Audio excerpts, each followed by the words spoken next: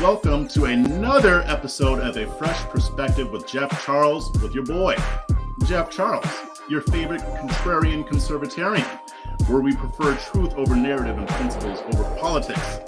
I'm coming back at you with another excellent fire conversation, and you all know who she is, but before I bring her on, just want to remind you to like this video, share this video, and if you haven't already done it, subscribe to my channel.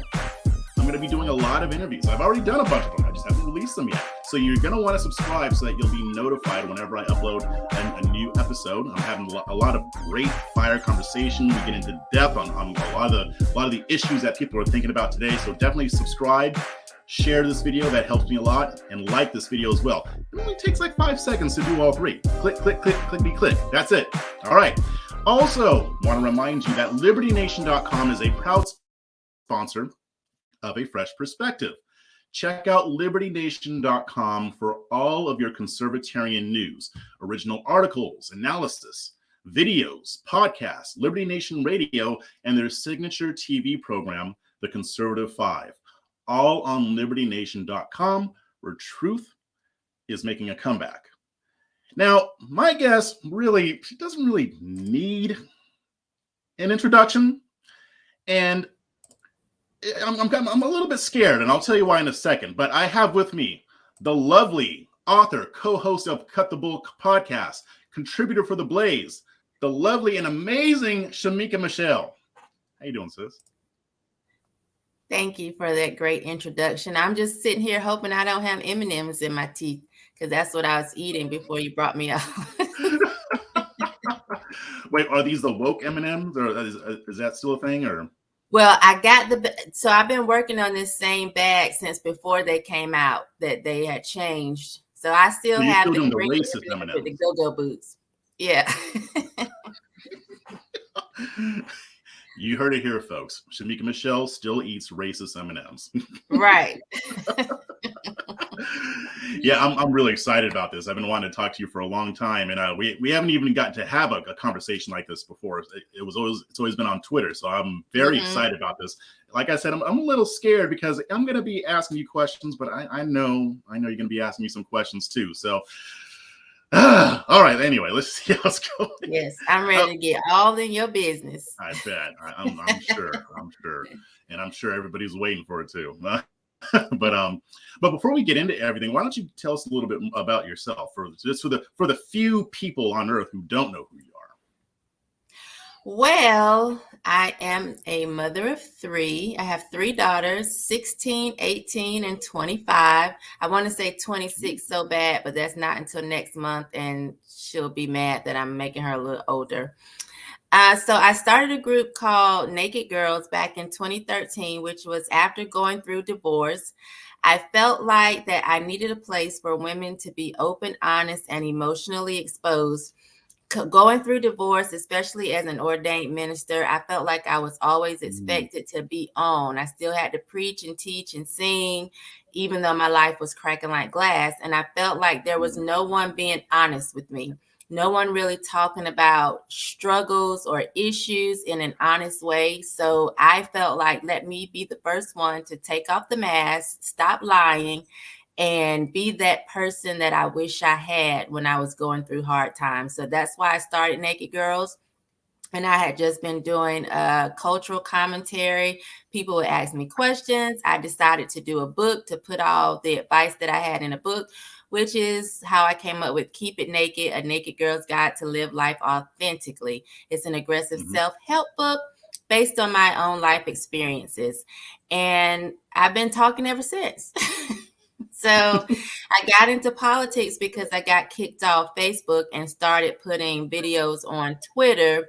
And I noticed it was conservatives that started to flock to me. And I was thinking, where are all these white folks coming from and why? I didn't realize that my views, which I've always had, I didn't know that I leaned more conservative. So that's kind of how I've been just finding myself and realizing that, oh, okay, I'm conservative. I can deal with that, and here I am. Awesome. So, I mean, I'm still tripping over the fact that you have a 26-year-old daughter when you look like you're probably maybe only like 2 years older than her. Oh, I thank don't think I you. can reconcile that. It's kind of weird. I kind of don't believe you. I want to see some ID after we're done with this so we can verify. Okay. But you mentioned, you were ordained minister, very much. Obviously, you be involved in Christianity and the church and stuff like that. And one thing Mhm. that you said, kind of brought something up in my head. Like, people always hide who they are. This is especially true in the church, especially in Mhm. Christianity. I mean, it's something that people have talked about for ages. I mean, ever since I've been a Christian, this has been a topic. And if there was one place where you shouldn't have to hide so much of who you are and not and where you should be able to be authentic, it would be among brothers and sisters in Christ. Right. Why do you think that in a lot of cases the opposite is true? I think there's just been so much pressure over the generations, I guess, to be perfect. Like Jesus is supposed to make everything right, And so if everything is not right, then there's that pressure, like, do I have a real relationship with Jesus? Does he love me? Do I find favor in his eyes? It's just so much pressure to still kind of put forth this everything is rosy type thing, and that's not always the case. And so I think people feel real pressure in just trying to keep up that facade, and Hmm.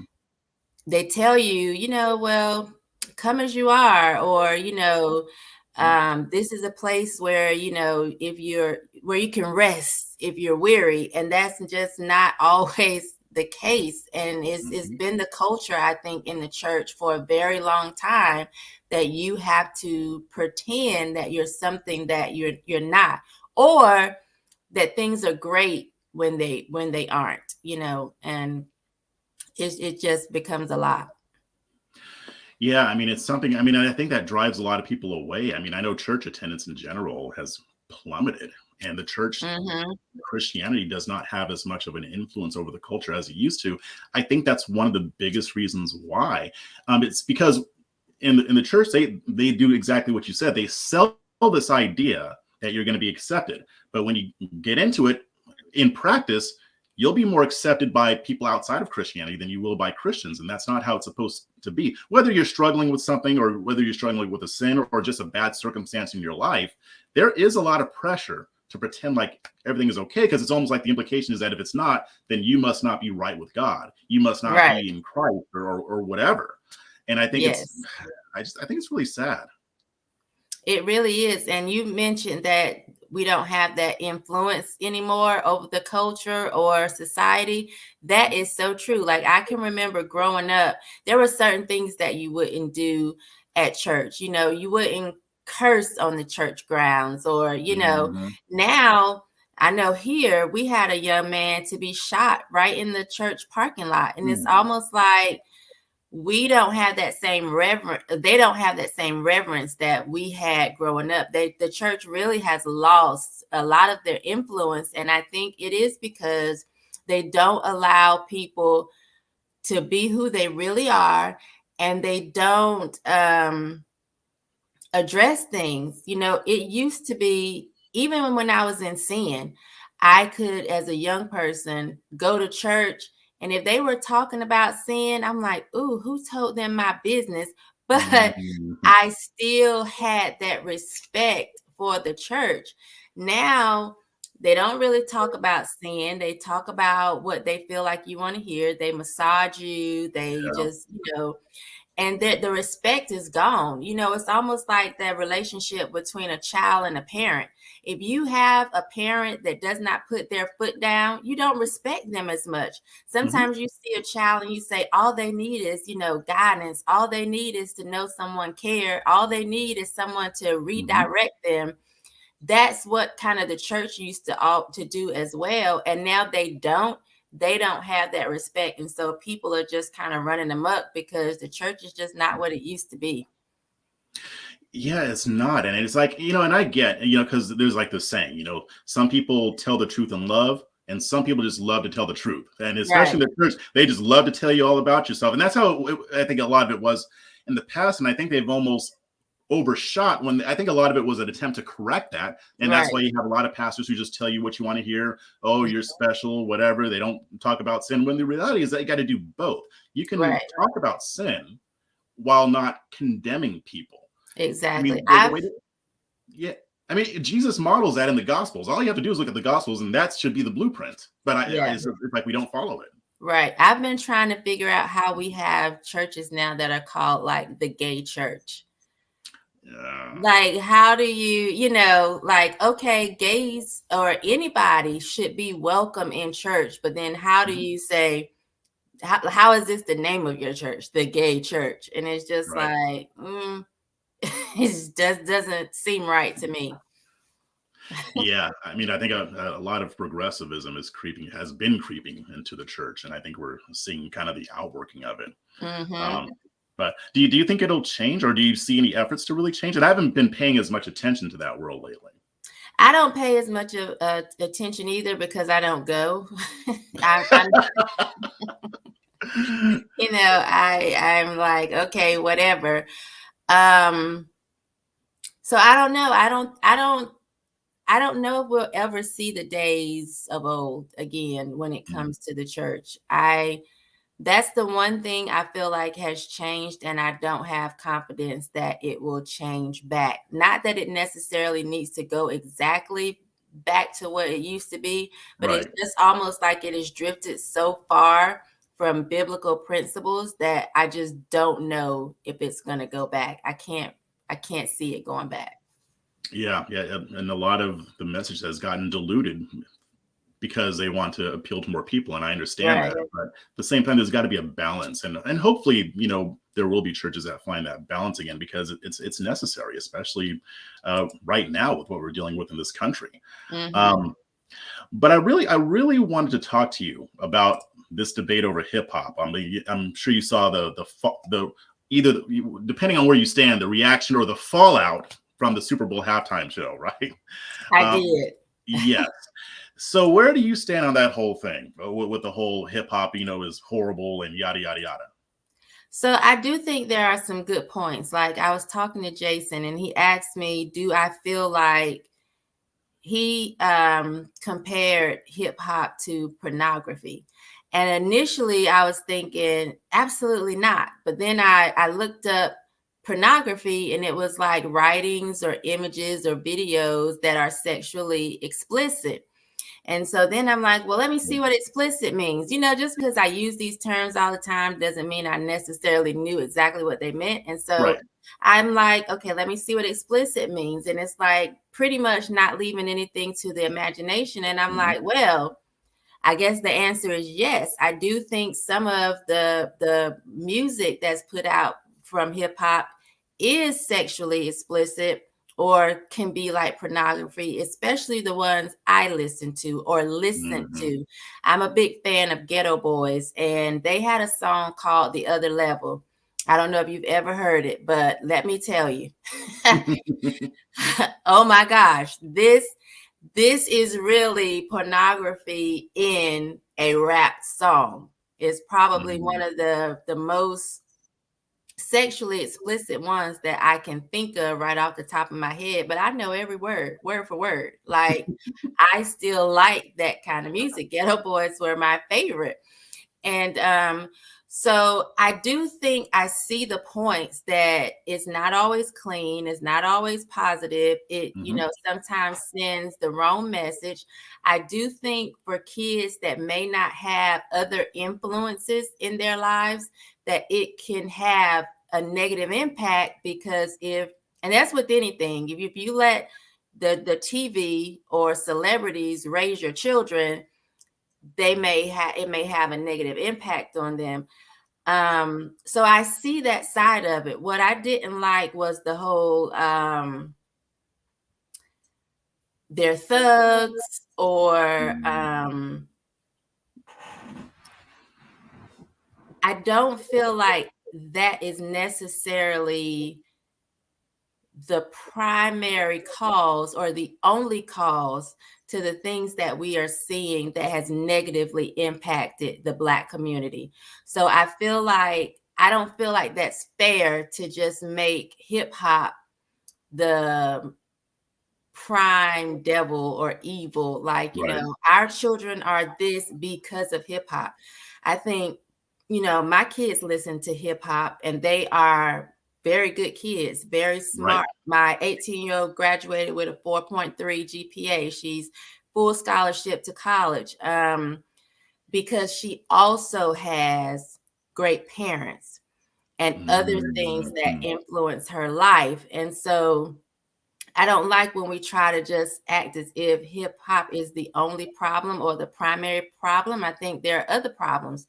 If you are allowing something else to raise your children, you're going to have these issues. Sure.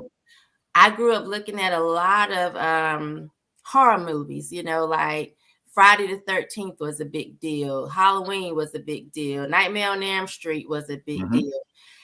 I maybe could have turned out to be a mass murderer if I didn't have, my mom or my family kind of letting me know Right. the difference between make believe was TV and entertainment and what's real life. And I think that's what some of these kids are missing. But a lot of times we don't want to address that. We just want to make one particular thing the problem. Mhm. And we got to look at the entire picture. So I see both sides of the argument. Yeah. I do feel like there's negative impacts because you do have those kids that don't have other influences. And so they just want to be the shoot 'em up that they hear in the rap songs. I know I'm a shooter Yeah. myself. Yeah.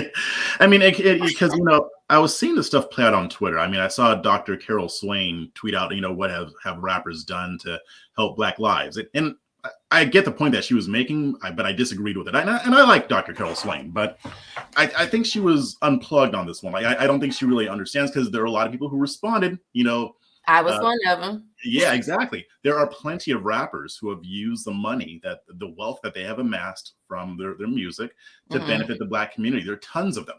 And a lot of them may have issues in the past. But right now, what they're doing is using their gifts to give back to their community. There are plenty of them, millions and millions and millions of dollars. And, I even mentioned some of that because I said, there's a conversation to be had about the negative impact of hip hop. But Right. we don't need to pretend like it's all bad and just focus on the only on the negative parts of it. And Mhm. I kind of got into it with Delano Squires, which I love Delano, by the way. He's going to be on my show soon. Yeah, But I missed that, but they mentioned it on Fearless last night. So I was thinking, I missed it.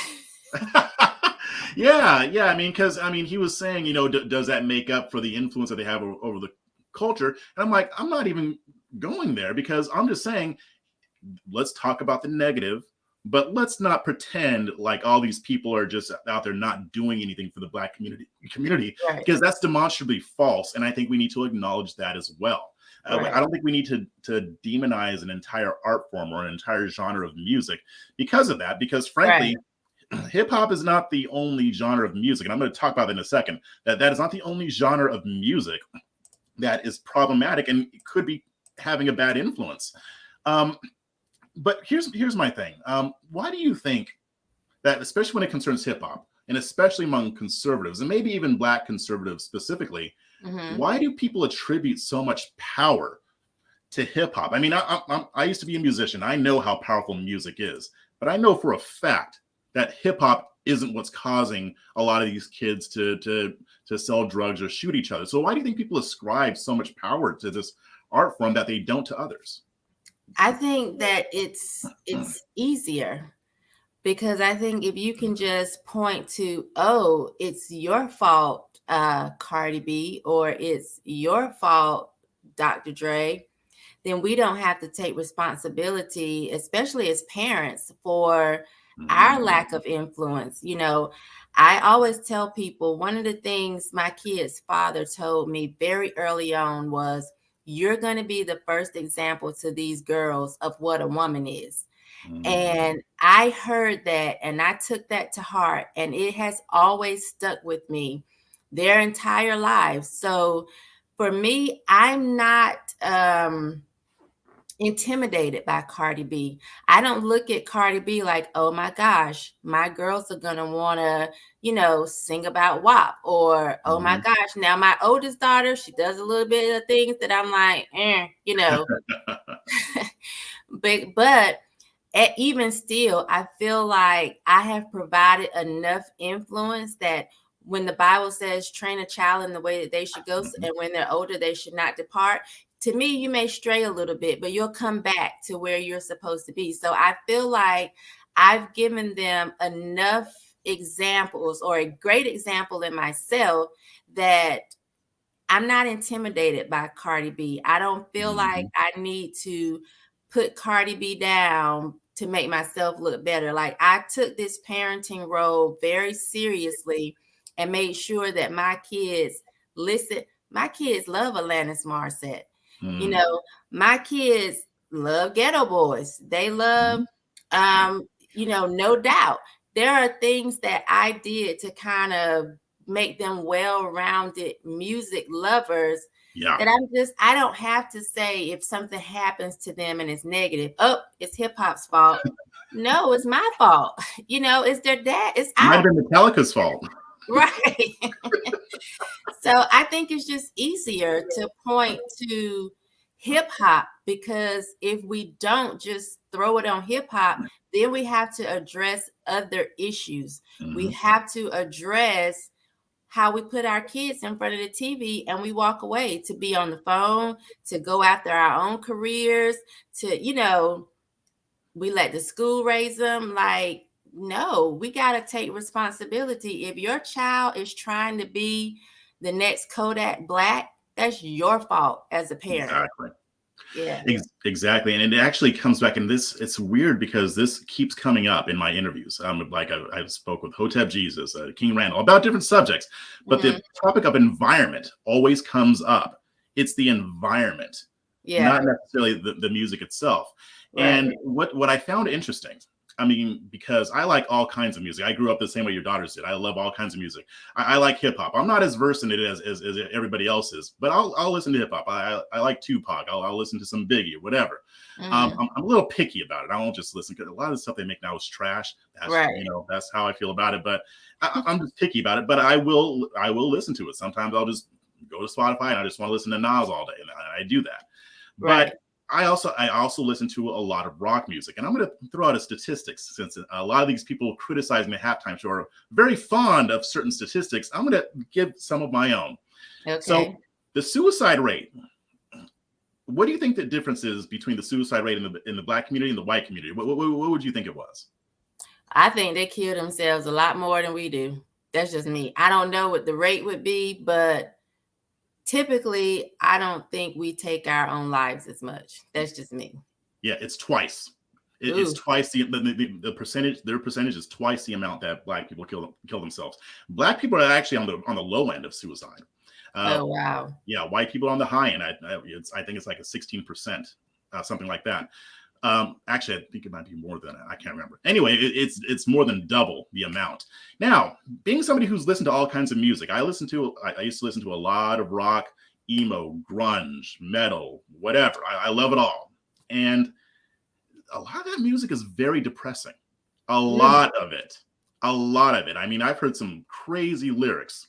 Nine Inch Nails, that song Hurt. I mean, there's just a lot of depressing music. Hip right. hop doesn't have a lot of, I mean, it has depressing music, but not in the same way. And as somebody who's listened to both, it's different when it comes to a lot of rock music. And of course, a Mhm. lot of white people listen to that. Right. And so the question is, I mean, why don't people attribute that music to the high suicide rates? Right. They probably should. And maybe that's something we could point out. I don't listen to a lot of it, but I've asked myself, like, when I say I'm a shooter, like, I tried to shoot someone when I was in college. I missed the first time, and then I held the gun to her head and pulled the trigger. Thankfully, the gun jammed. And Mhm. so I know Remind at me the never to piss you off. all right. I know at the time I was really into gangster rap, right? Mhm. You had Gangsta Bitch that was out, and Who's the man with a master plan? A nigga with a motherfucking gun, Hmm. So I do know that I was listening to that. And so I asked myself, like, how much was that an influence in me? Hmm.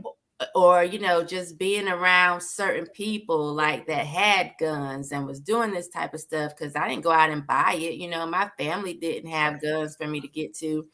And so I do ask myself, like, how much of an influence was that in my life? But I can tell you, what I was concerned about was, oh my God, my mama's going to kill me. I wasn't worried about the police Mm. or, I knew that this was not how I was raised, and I better tighten up and straighten up, or my mama was going to deal with me and I wasn't going to like it. And so I often ask myself, like, how much of an influence does music play?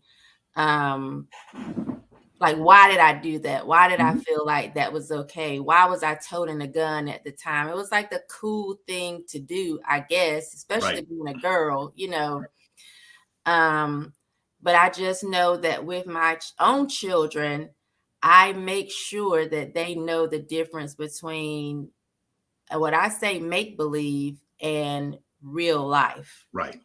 Right. Yeah. And I think that we don't do a good job all the time in teaching our children that, as we just don't spend as much time with kids as parents did back in the day. Hmm. We're people are overworked, I feel like, working so Yeah. much and doing so many outside things that you don't, and the kids are oversaturated. They have these phones, everything is at their Hmm. fingertips.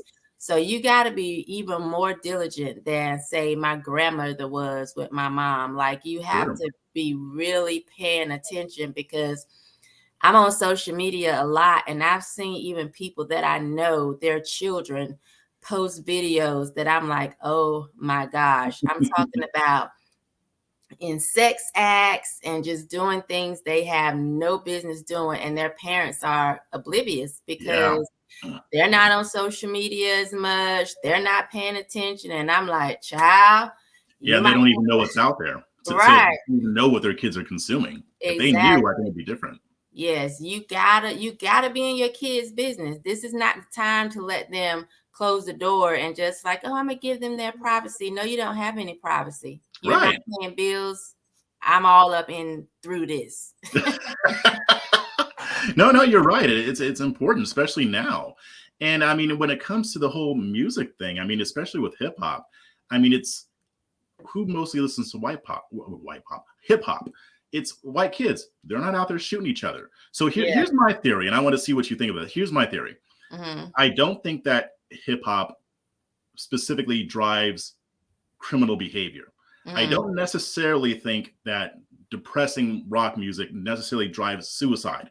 I think the primary factor is the environment, Hmm. but I do believe that music can augment what's already going on in your environment. And Yes. it can make that even more pronounced to somebody living in that. I Yes. mean, if like say if you had been, I don't know, raised in the Hamptons, you Right. probably would have never put a gun to anybody's head, no matter what that song said.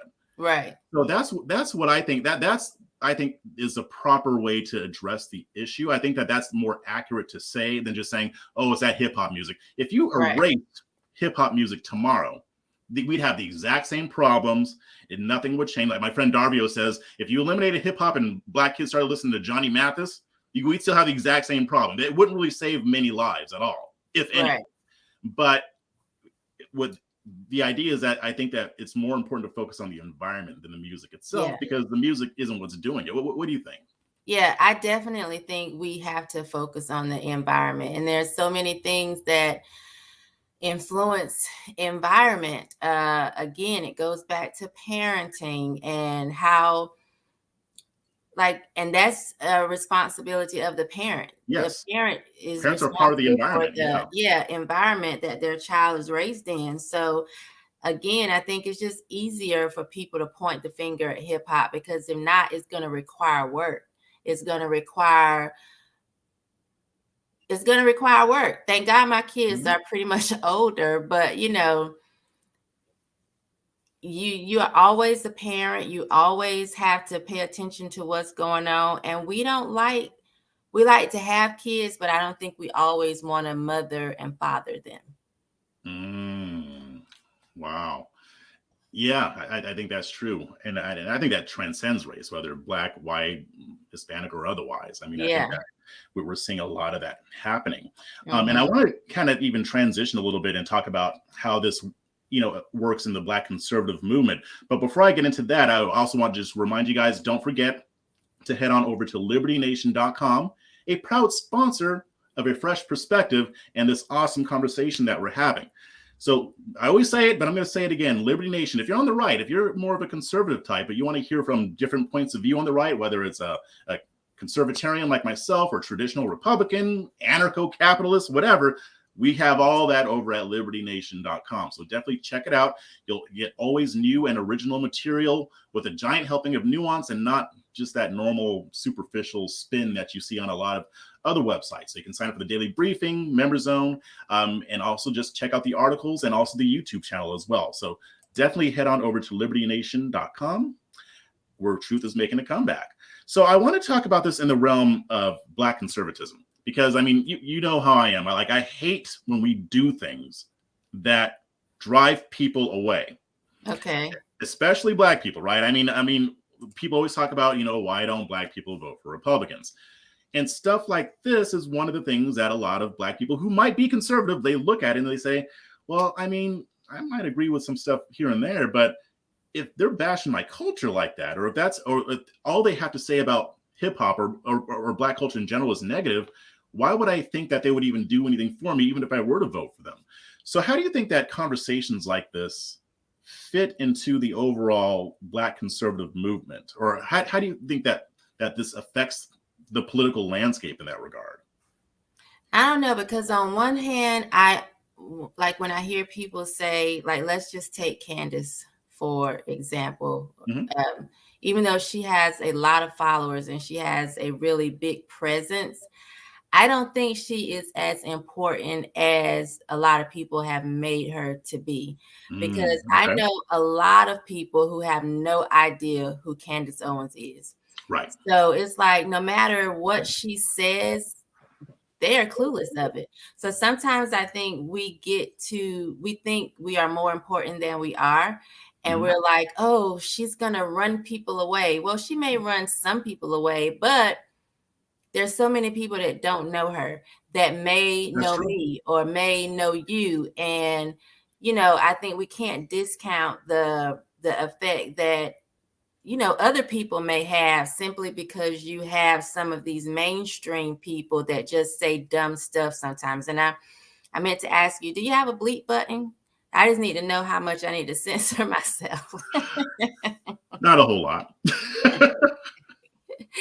So, I don't know. Sometimes I think because I don't want to say consumed, but like my entire Twitter family pretty much are conservatives. Mm-hmm. And I think sometimes because that's what I see all day, every day, I'm thinking that's what other people see too. And that's not always the case. Like, they're like, who is Jeff Charles? Who is Right. Shemeka Michelle? We don't know. We don't care. So I don't always think that it has the negative impact that sometimes we think it has. I Okay. just feel like people aren't paying attention as much as we think they are. At the same time, I think that we should be mindful of how we package messages, and give, because like for myself, let me use myself as an example. Mm-hmm. Sometimes I'll tweet something and I will not even explain what I mean. It's a tweet. Yeah, you You do. get, 140 characters or whatever. And I'm like, and somebody will say clarify, and I will completely ignore them.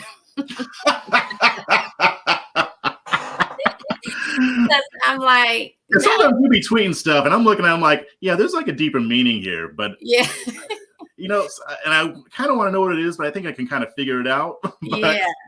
I Yeah. do that all the time. It's like people want to get into conversations with me, and I'm like, either you're gonna have to watch an interview that I've done or listen to a podcast or Right. pay closer attention to me to really see what I think, because you're not going to get that just by my tweets. But I do think we should be mindful sometimes of how we package stuff, especially sensitive things like that. Like I know I didn't have a problem with the whole Democrat plantation talk because Mhm. it didn't bother me. Right. And I heard, I listened to someone that really said that it bothered them. And I said, well, I'm not going to make you any promises, Mhm. but I hear you and I'm going to make an effort not to say it. And Mhm. so I think we just have to be mindful a little bit more on how things affect other people, because I just think I'm real playful. I'm real easygoing. Democrat plantation didn't bother me at all. Mhm. I would say it. I heard Boyce Watkins use it, and I understood where he was coming from when he Right. said it. But then I saw that it really offended people, and so I'm like, okay, let me try to adjust, because I don't want just those two words people to put a block up and not listen to me Mhm. or hear what I have to say because they're offended by those two words. And I think everybody doesn't do that all the time. They'll just put the message out there and not really think about how it's landing on people. Mhm. And instead of actually listening when someone says, hey, the way you said this can be a little offensive, they'll just dig down deeper and say more of it. Like Candace is good for that. She'll dig her heels in even deeper if you Mhm. tell her something that's offensive and say it more, because I think that comes with maturity though. You know what I'm saying? Like Mhm. I'm older, so it's like I try to listen. I'm not going to always do it now. I'm going to Right. be who I am and say what I want to say. But But you're when willing to hear people out. Yeah, when they are sincere with me and come to me a certain way, respectfully, I'll listen to them and really want to try and reach them and find a connection. And I don't think everybody does or care. Yeah, I mean, and some people, and I'm not necessarily talking about Candace here, but that's just thinking some people in general, they don't really care about the overall fight. They just want to Right, do what's going to get them the clicks. I mean, and I understand that. I'm an influencer. I get paid with clicks when I write, so I understand that impulse. But to me, it's like even with the whole Democratic plantation thing, even if I actually agree, even if I agreed with it, I would mhm, still say we shouldn't be talking that way because it's not persuasive, and that's where I come from. I come from I'm into persuasion, influence. My background is right, in sales. So to me, it's like, even if you agree with somebody, why would you want to say something that you know is turning people off? right. And when I've had these discussions, I'll give them the example. How do you think I respond if a black or white Democrat calls me a coon or an Uncle Tom? Do you think that makes me want to become a Democrat? And they're like, okay, I get it. Yep, no, it doesn't. I was like, no, that just makes you want to respond with a certain finger that they won't like. I won't even give them the time. I won't even respect them as a person, because if you're Right, resorting to that kind of name calling, you're mindless. I'm like, okay, it's like talking to an ant. I'm not going to deal with you for the right, most part, because most people who do that aren't very intelligent from my experience. But right, it's not going to persuade me at all. Like, you're not going to insult me into doing what you want. So I think that, and I think you're right too. I think that most people in general don't know who these pundits are. So I mean, I get that part, because most people are just living their lives or working their right, jobs or whatever. So to me, I think that's just one of several things that we do on the right that really hampers our effort to reach out to the Black community. Um, so I mean, if that being the case, what do you think is the biggest thing that the right is doing wrong when it comes to reaching Black people? One of the things that bothers me is when I see them say that it's pointless. Like, Mhm. that is a pet peeve of mine, because I feel like, as I said, I didn't realize I was conservative. I've had my same morals and values as far as believing in the traditional family and having freedom and I respect, of course, I was raised as a Christian. So it's just Mhm. like a lot of these values I've always had. I just, to me, was voting against my own morals and values. I did not Mhm. know. So when you take the stance that it's useless or it's pointless or they're still going to vote this way, to me, you're saying people can't change, people can't be enlightened, people can't evolve. And you're mostly saying this about Black people because that's, what the conversation is a lot of times like, oh, they just primarily vote Democrat. It's no Mhm. use. That's it. Yeah, I don't like that because to me, I changed. My eyes were open. I feel like that can happen to anybody. So that's one of the first things that I wish we would stop saying or doing is acting as if is pointless. I Mm. don't like it when I hear it when people say, "Do you think there can be a change, with Black people voting Democrat?" Well, yeah, because I changed. You Yeah. know, um, so that bothers me. Another thing that bothers me sometimes is I feel like they don't even try to engage as far as or to learn about certain things. They have Mhm. this certain view of what a Black person is, even though they say they don't. They have this Mhm. certain view of what a Black person is, and they have a hard time shifting from that or even looking to see maybe there's more to them or more to this issue or more to it's just one way. Everything is one way. Um, he was shot by the cops. What did he do? It's just Mhm. like, it's just That everything. knee-jerk reaction, like an ingrained thinking. Yes. And so that's bothersome. I would say the people that I have connected with, I don't feel like they think that way. But overall, I can see it. Like something will happen and you can just look at the massive amount of tweets that are like, this is how you think, and that's sad and that's messed up. And Mhm. I'm like, you're embarrassing me. Yeah. Yeah. No, Yeah. I agree. It's the same here because it's like like say if I'm talking to somebody who's a Black Democrat or whatever, and they point to that, I'm like, okay, that's not me though, and that's not all of us. Like I Right. shouldn't have to disavow so Yeah. much. and, Yeah. and I'm not, I'm not just picking on the right because the left has their stuff too. And honestly, I don't see a lot of people on the left who are willing to check the left. I'm starting to see Yeah. more and more folks like us who will go after the left, but also check the right when they're messing up Right. too.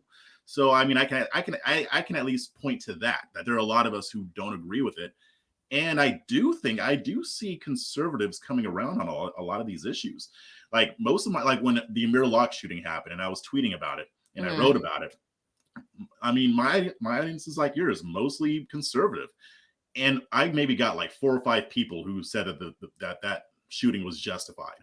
The rest were Mm. like, no, we need to get rid of no knock warrants. I'm like, wow, you sound like a libertarian. Oh, you sound like a Right. Democrat. But I mean, but these issues aren't really left or right, really, in my Right. opinion. But I'm seeing a lot more of that happening. So that has been encouraging.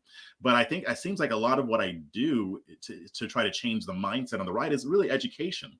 Because Mhm. people, I just found that a lot of them they just don't know.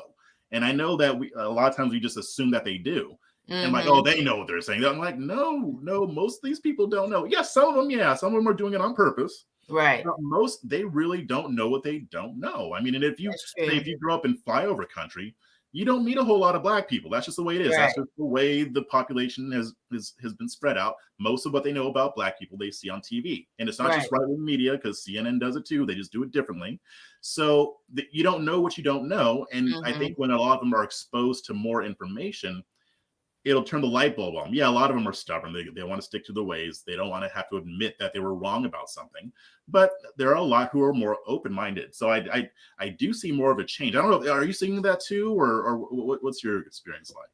I mean, the people that I actually connect with, like for real, I Mhm. think are very open to learning if they haven't been around. I ignore a lot of the people that I don't interact with a lot. They can say whatever sometimes, and I'll notice it, but I'm not going to miss a meal or, Right. any sleep over it.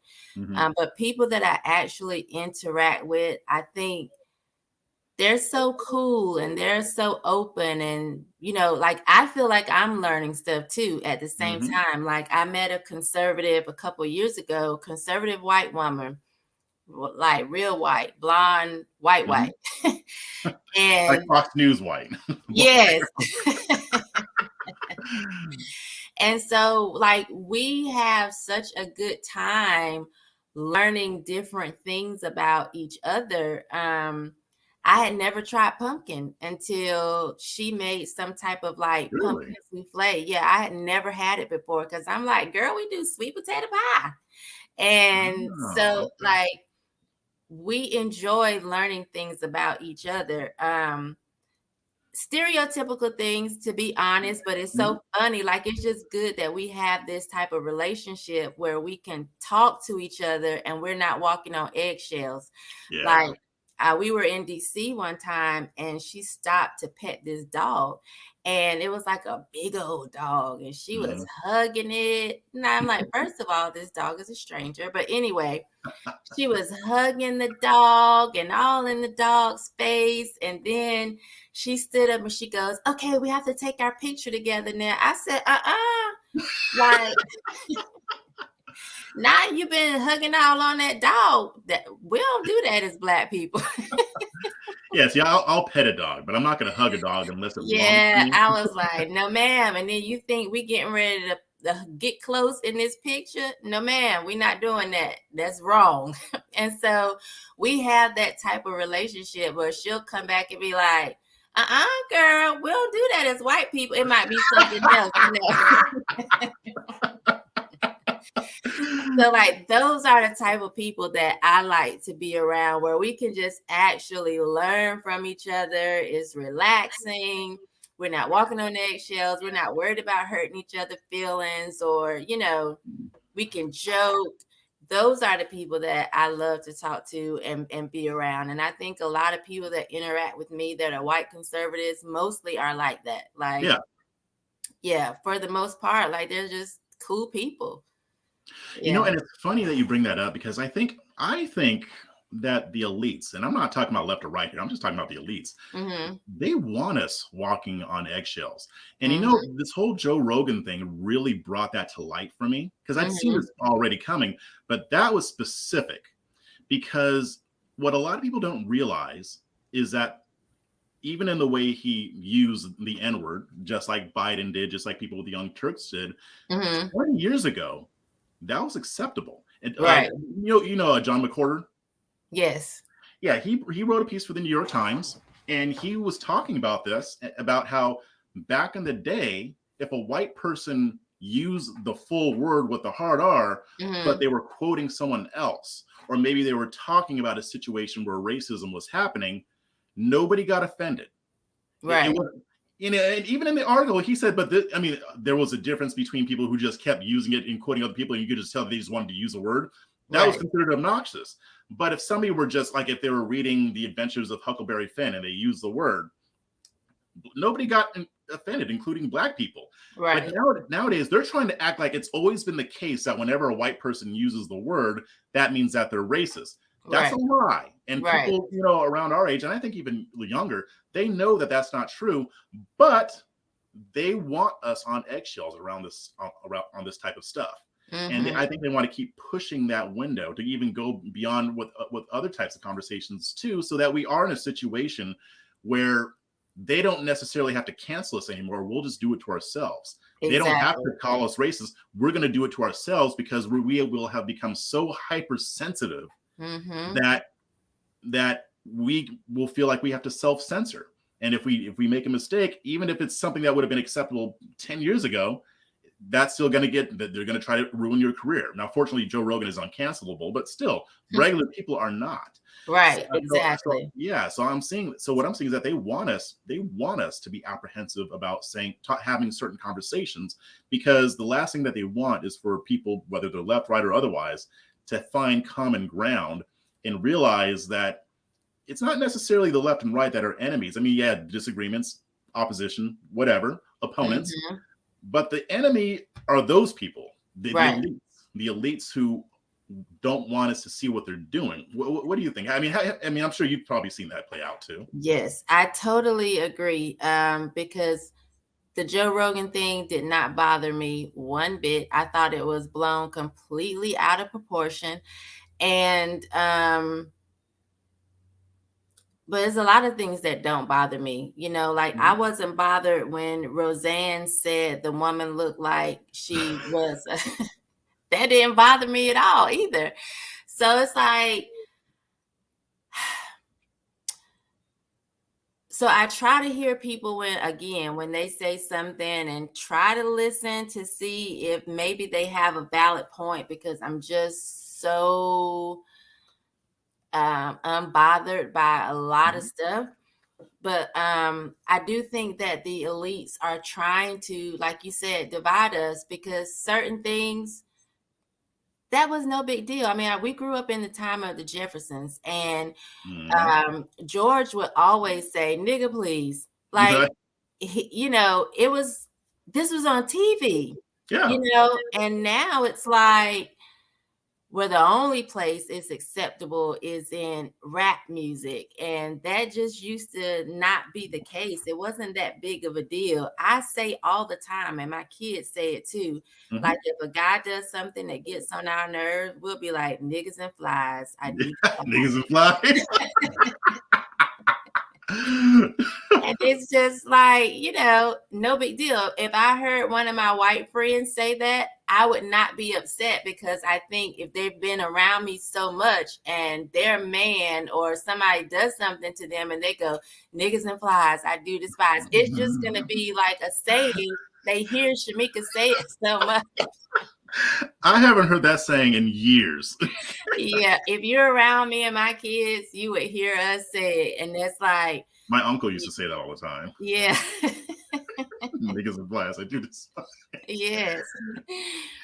So I think we just put too much into stuff, and we look for reasons to be offended. And for me, I don't want to be angry and upset all the time. I don't want to be mad. And some people, I don't know, it's like they get sexually aroused from just being offended. And I'm like, that don't do it for me. So I got to, that's kind of a weird little kink that some people right. have, I think. Yeah, it turns them off. Yes. So, who needs Viagra when you can just use it being offended, Exactly. For some of these people, that is their Viagra. You have convinced me that that's the case. That's their Viagra, and they only do it with all the lights off. All the lights off, yeah. Yeah, because if it's in the dark, you can't get offended by anything because you can't see it. Exactly. They'll find a way to be offended by that too, That's true. Well, why is it so dark? Racist. Yeah, that's racist because it's black or something. I don't know. Right. Only thing I can see are your eyeballs. I'm offended. So I wanted to actually, because I noticed one of the things that you talk about a lot on social media and in some interviews that I've seen you do, you talk a lot about men. And I noticed that you are very adamant about uplifting men, protecting men. And that's not common. I mean, I see other women do it too, especially black women. I do see that happen, but it seems like it's kind of a new thing. What inspired you to become such a defender of men specifically? I think I've always been this way, but I went through a period where I was ridiculed for it. And I fell into the whole feminism thing, and I don't feel like it had a good outcome on my life. And I feel like had I remained the person that I was, maybe things would be different in my life, including maybe marriage. I don't know. And so really, it's just me now being older and being comfortable with even the backlash that I may get from it. And not stepping away from it, because I've gone through the experience where I did step away from feeling like that. And now I feel like I was right all along. So it's like, now the pushback doesn't bother me. The whole, the negative feedback that I may get, it doesn't bother me like it did at maybe 27, 28, when Right. I was younger and Yeah, people at are a certain saying, age, you just stop giving a fuck. right, exactly. So like I was in college and people would say, "What are you in school for?" And I would always say, "Well, my major is biology, but I want to be a housewife." Like this was just the way I thought it was supposed to be. Although like I'm a product of rape. My mom was raped at 14. I was born to her Mm, at 15. So I didn't see that in my home, but I saw a lot of married couples on the street I grew up on. My grandmother actually still lives there. And mm, so my next door neighbor, like, she didn't work. And so I would watch her, especially in the summertime or if I was home, she would come out and she would like snip her flowers and, take care of mm. everything going on outside. She made her husband my entire life homemade biscuits every day. Wow. And this is just what I saw. So to me, I'm thinking, and their life looked great. Mhm. So I'm like, this is the way it's supposed to be. Or there was another couple on the street. He would go get his shotgun and go out hunting. And they had a really older home where you had to put the wood in the furnace for the Oh, heat. wow. I would see him like outside chopping the wood and bringing the wood, in, and she would cook dinner. And so I'm like, this is how it's supposed to be. So I always felt that way. But once I got older and I got married and in the church, I had a lot of people saying, "Girl, you crazy.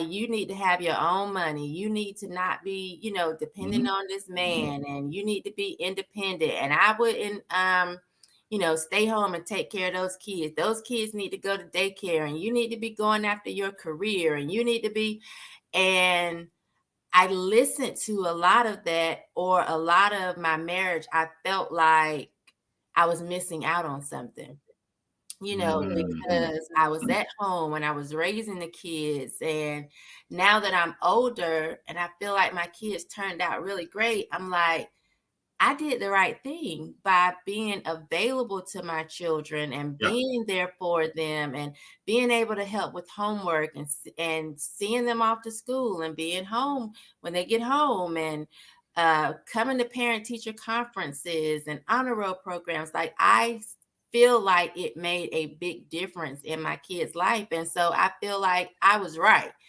And so now I'm Mhm. like, not only was I right, I'm going to be loud about it.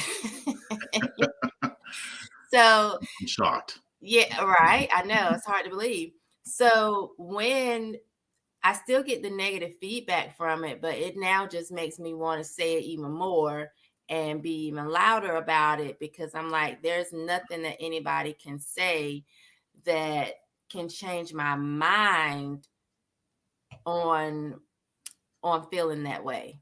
I Mhm. feel like innately, naturally, women feel that way. I was talking to Keisha and I'm like, even when I was playing Barbie dolls, Barbie had to have a Ken. Right. And Right. so this whole idea now that women don't need men, or, I don't want a man, I don't need a man, or whatever, that's not natural.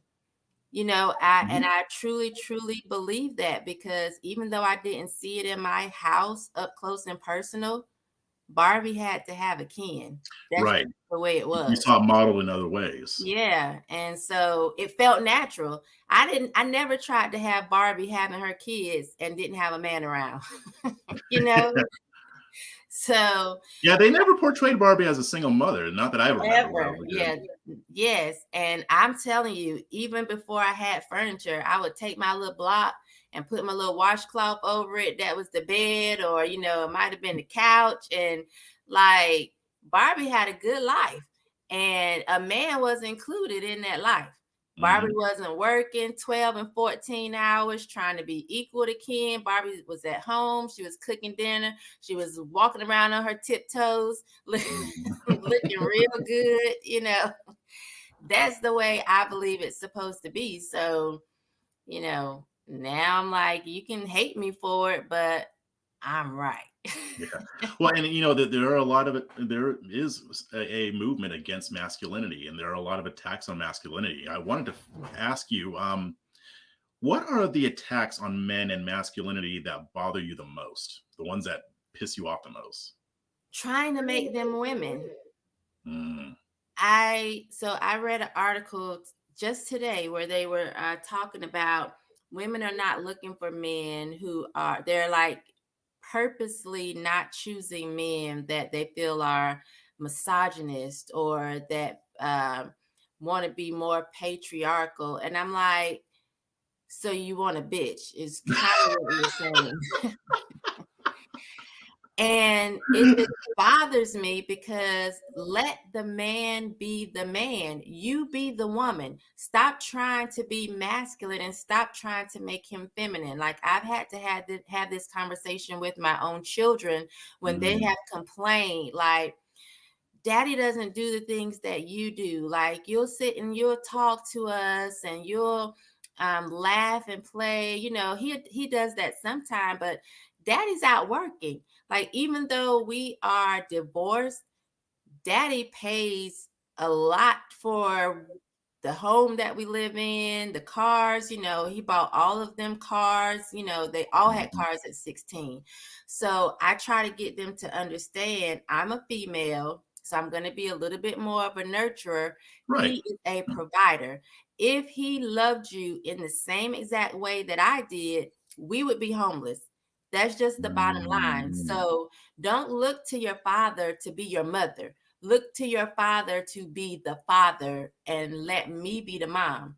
And so I think a lot of times the largest attack is just trying to get the man to be more of a woman. And I don't know if women are just, let me say what I said to somebody earlier today. I think women look for an excuse to be disagreeable, fat, and unfuckable.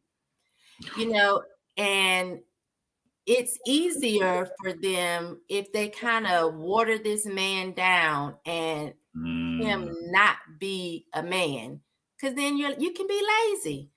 If he's not really being that manly man, you can just be a lazy woman and you don't have to really walk in your femininity. It's an You don't excuse. have to, they're more comfortable with that. And I feel like women are losing that. That's what you have a female best friend for. You know what I mean? Like they're trying to love their female best friend, but they want them to have a penis. Right. you know? I've And heard people say it's that, and I, different. I agree. Yeah. Yeah.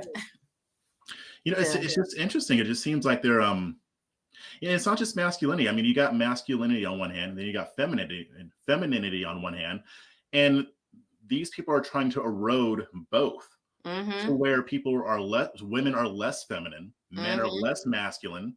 You overcompensate. You have a lot of women taking on masculine energy and trying to have masculine traits, and they're trying to convince men to be more effeminate or more Mm-hmm. or less manly. And it seems like it's almost like they're trying to get the masculine and the feminine to go more like this, to where there's no real delineation between the Exactly. two.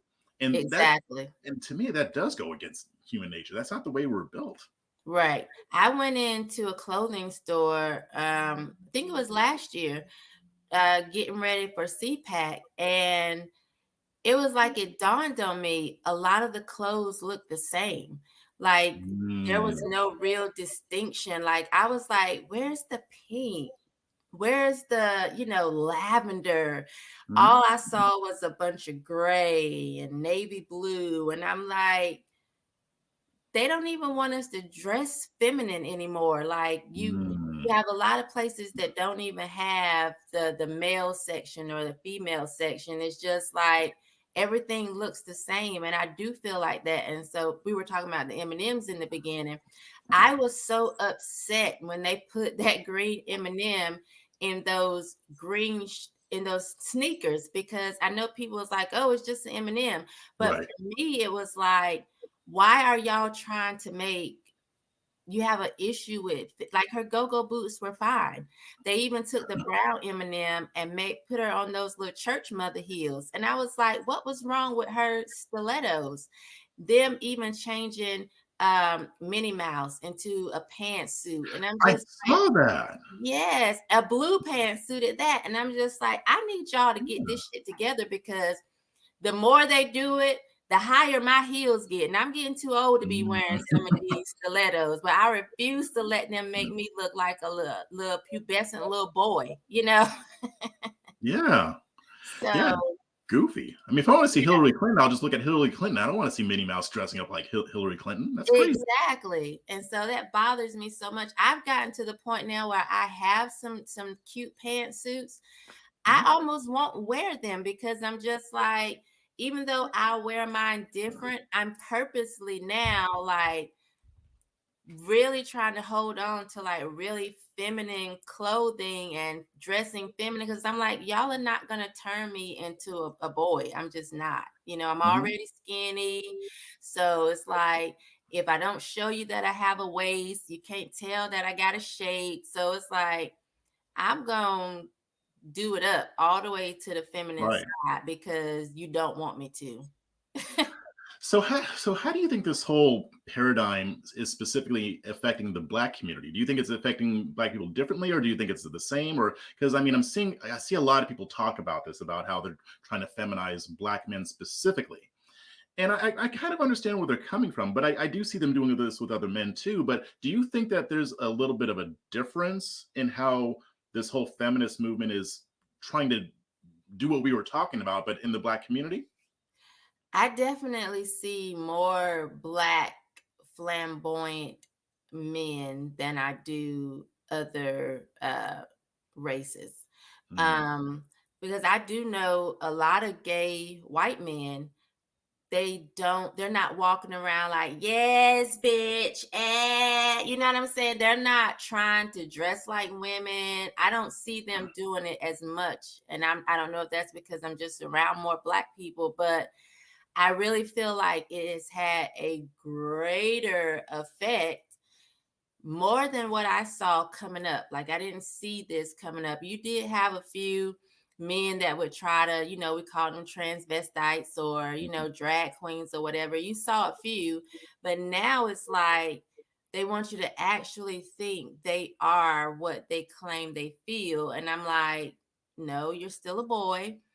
Mm, But I do feel like it has had a greater effect on us because I just see it more. I just don't see white gays acting the way black gays do or wanting to be as much of something else. And another thing is, I feel like with feminism, white women kind of learned the balance of trying to be equal to their man, but still holding on to him. mhm. Whereas the black woman, she just kind of, we do everything a little bit more. you know, we Just a gonna little take extra. it up a notch, right? I think she took this whole "I am woman, hear me roar" up a notch. And so Becky still had her man at home, even though she was like, I want to be equal. And, Mhm. I told her I was going to say this. Shakisha,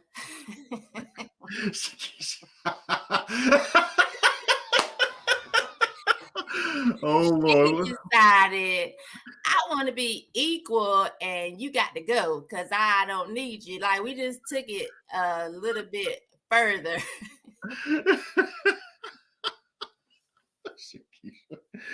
Oh my goodness. Yeah, now I know what y'all talked about.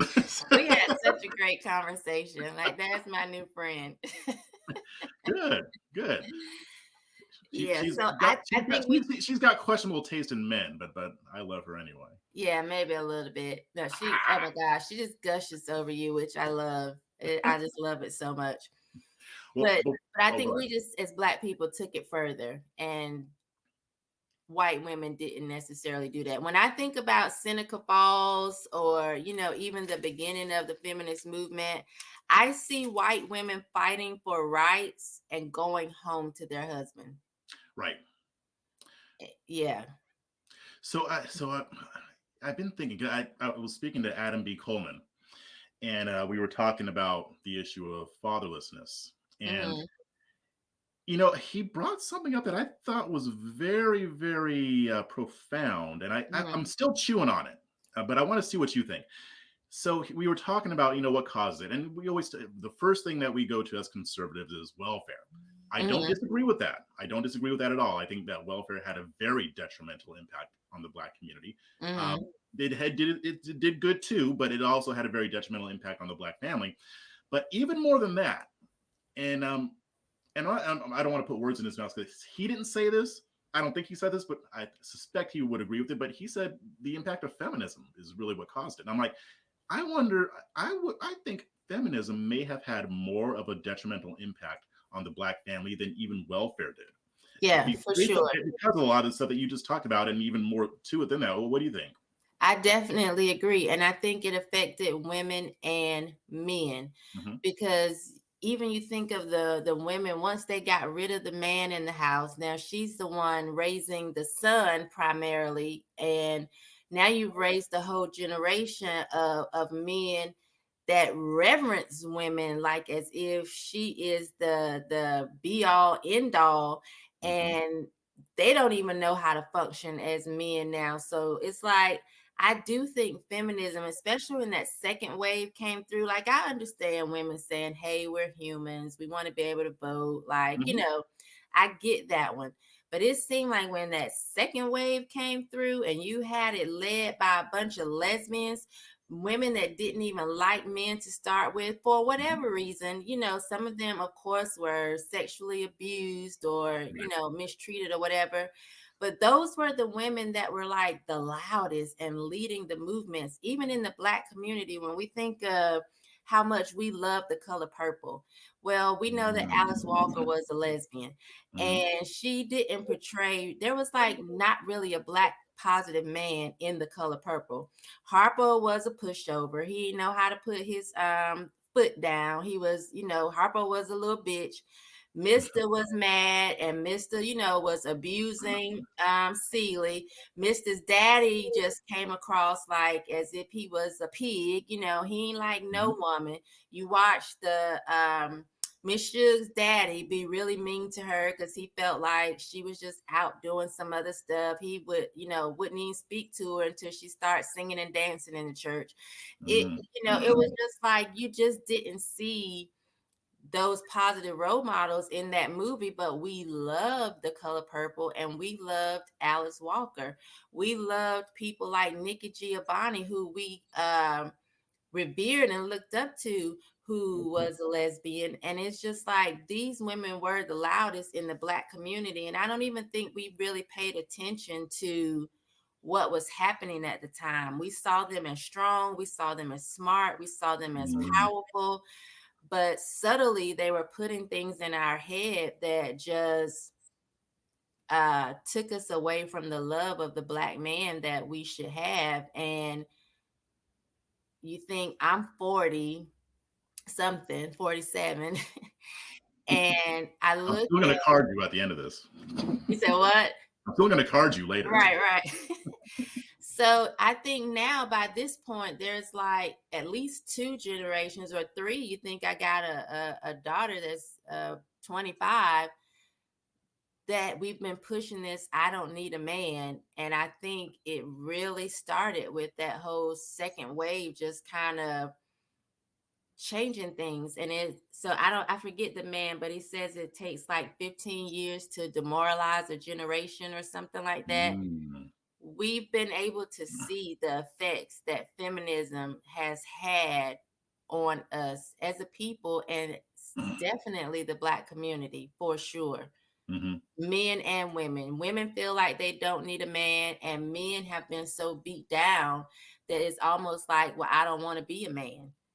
Not only do you not Mm. need me, it's too much to even try to be one. So if I can't beat them, let me join them. Hmm. And I just feel like it's affected both men and women. Men don't even know what they want sometimes. As far Yeah. as I've been interviewing men working on another book, I've talked to men for like 30 or 40 minutes before they've had the confidence to say, I want a woman who pays attention to me. who, Mm. wants to talk to me or laugh at me or, think that I look nice or cook for me. It's like they're almost scared to ask for some of those traditional things Yeah, because because, we're not supposed to talk about how we feel, right. and especially when it comes to these types of relationships, we're not supposed to talk about what we want from a woman, what we think a woman Mm-hmm. can bring to the table, because Yes. that's taboo. I Right. think that's why Kevin Samuels got so popular. He's an iconoclast. He just said, "Nope, nope, I'm going to talk about this." And I don't agree with everything he says, but he Right. said, "No, women have to bring something to the table too, Right. and it's not a bad thing." But yeah, you're right. I think a lot of men are afraid to voice that publicly. Yes, and I think a lot of that has just come from the conditioning of feminism. Women can say all day long what her standards are and what she wants and how she wants to be treated. Mhm. Men are ridiculed the moment they say they have a certain standard or they want this or they want to be treated this way. Then they're told, oh, you're shallow, or, you're Mm. asking too much from women. What? But y'all Mhm. can run down a whole list. A lot of times women have a list. They done wrote down exactly, write the vision and make it plain. They done wrote it down. But the moment a man says that he wants something, then he's ridiculed for it. And I just think that is a result of the conditioning that has taken place over the years, that women are up here, men are down here. And Mm. that's a result of feminism. So, and I want to ask you if you've seen something that I've seen. I mean, especially when I'm talking about with the younger Black men and women, like Hmm. early to mid 20s, maybe even up to 30s. Okay. I don't know if there's a lot of Twitter Spaces sessions going on, and a lot of it, a lot of the ones that I see are with these young Black men and women. And I don't Hmm. listen to all of them because I don't have time, or I'm always doing something else. But when I can, and I was just listening to one a couple of weeks ago, Hmm. and I'm hearing these young Black men talk about how they want a wife and they want to stay married. They want to get married. They want to stay married. They want to raise Black children.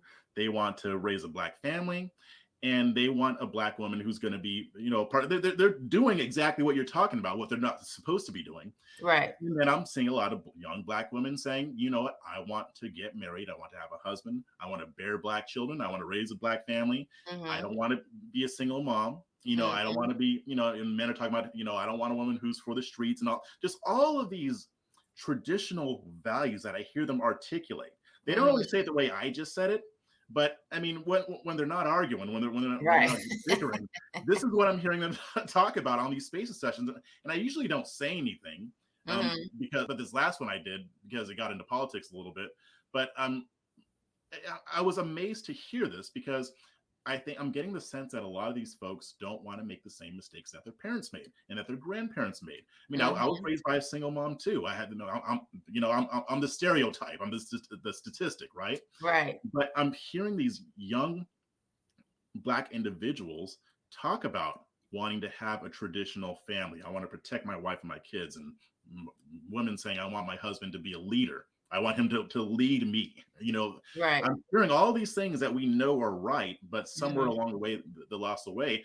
But it's encouraging because I'm saying maybe this is going to change. Maybe the younger generation is figuring out what mistakes were made in the past, and maybe they want to reverse that. Are you seeing any of that at all? I do. I think the younger generation, I'm seeing some of the women say the right things, and I feel like those are the ones I can I can work with. I Mhm. can talk to them. You 35, 38, 40-year-old women, you're just upset and bitter. I'm not for you. But there's a saying that says, um, a fool learns from his mistakes. A wise man learns from the fool's mistakes, or something like that, from Ooh, that's a somebody good else's one. mistakes. So I am hoping that these kids are wise and can look at people like myself and actually learn from my mistakes, that they don't have to go through some of the things that I went through and had to learn up close and personal. And so I do see a lot of young people saying that. And I feel like that's why my voice is important, because as I Mhm. said, I always felt like that was the right thing to do, but I didn't have the support and I got ridiculed for it. So I want to be that voice to say, you're doing the right thing. This is the way it's supposed to be. Don't let somebody that's bitter and angry and miss that opportunity tell you otherwise. And so I feel like I'm going to continue to push that and hope that they will learn from my mistakes. Mm-hmm. Yeah, and if they're bitter and angry, they're not going to have good advice for you anyway. Because if they Right. had good advice, they wouldn't be bitter and angry, right? I mean, Exactly. so yeah, I mean, and I think that the ridicule is going to decrease because I think Yeah. more and more people are starting to understand this stuff. So I think I'm glad that you're seeing the same thing I'm seeing. So I Yeah, wanted to do for a little sure. there. Yeah. I get so excited sometimes when I see them and I'm like, yes, that's the way it's supposed to be, Mm-hmm. thank goodness. Although sometimes I feel like the men are so effeminate. Um, I sometimes I wonder, like, how many are there to go around, because it's, I need that amount of Black, conservative, strong, masculine men to just like really, really increase, simply because I have daughters, and so I'm like, Yeah. woo, I want you with a Black man, but I just don't know how many it's going to be to go around. So let me ask you this. I mean, you talk about men being effeminate, and we already know what the stereotype of that is, right? Men wearing dresses or whatever, but most men aren't wearing dresses, but they might be effeminate. What attributes do you think they have? Like what does in your mind an effeminate man look like? Like what are the behaviors? And again, I'm not talking about like stereotypically effeminate. I'm talking about somebody who may come off as a normal man, but you would say that they were effeminate. How would you define that? One, a lot of times I think they don't know how to resolve conflict. You see a lot of them respond or communicate like their mamas.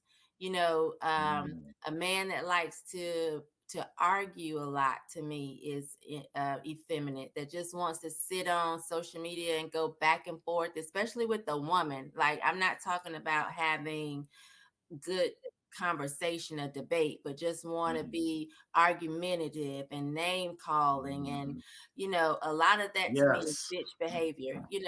You haven't seen a man be able to communicate. And so you communicate like the woman you were raised with, and you start to mimic her and um, imitate her, even in the way, because women will get you real told.